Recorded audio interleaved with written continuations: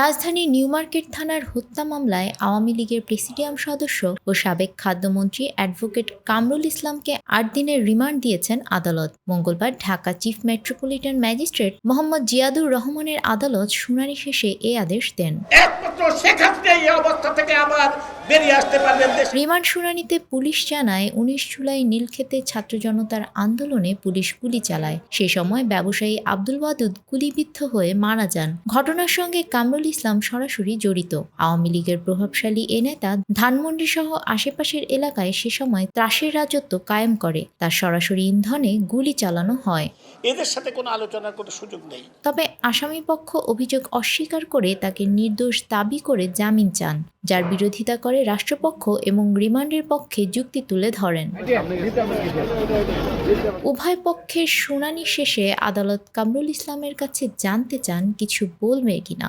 এ সময় কামরুল ইসলাম জানান, যে এলাকার ঘটনা তিনি সেখানকার এমপিও না, শুধু হয়রানির উদ্দেশ্যে তাকে এই মামলায় জড়ানো হয়েছে। বিচারকের সামনে কামরুল ইসলাম আরও বলেন, আমার জুনিয়র আইনজীবীরা আজ আমাকে নিয়ে যা বললেন, এই দিন না আরও দিন আছে। এ সময় আদালতে চিৎকার করে ওঠেন বিএনপিপন্থী আইনজীবীরা। উভয় পক্ষের শুনানি শেষে জিয়াদুর রহমানের আদালত ৮ দিনের রিমান্ড মঞ্জুর করেন। এর আগে সোমবার রাতে কামরুল ইসলামকে রাজধানীর উত্তরা থেকে গ্রেপ্তার করা হয়। গত ১৯ জুলাই বিকেল ৫টায় নিউমার্কেটের ১ নম্বর গেটের সামনে গুলিতে নিহত হন ব্যবসায়ী আব্দুল ওয়াদুদ। এ ঘটনায় সাবেক প্রধানমন্ত্রী শেখ হাসিনা, সাবেক সেতুমন্ত্রী ওবায়দুল কাদের সহ ১৩০ জনের বিরুদ্ধে হত্যা মামলা করা হয়। নিহত ব্যবসায়ীর শ্যালক আব্দুর রহমান বাদী হয়ে গত ২১ আগস্ট নিউমার্কেট থানায় এই মামলা করেন। নির্বাচন হবে যথাসময়ে।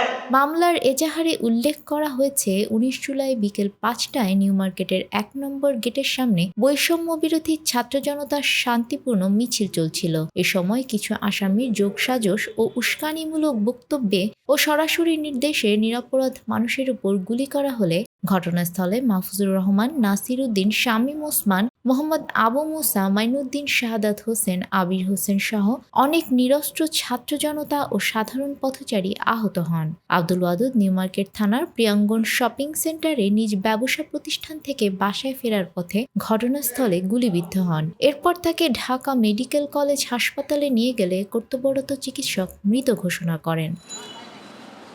নিউজ ডেস্ক, আমাদের সময়।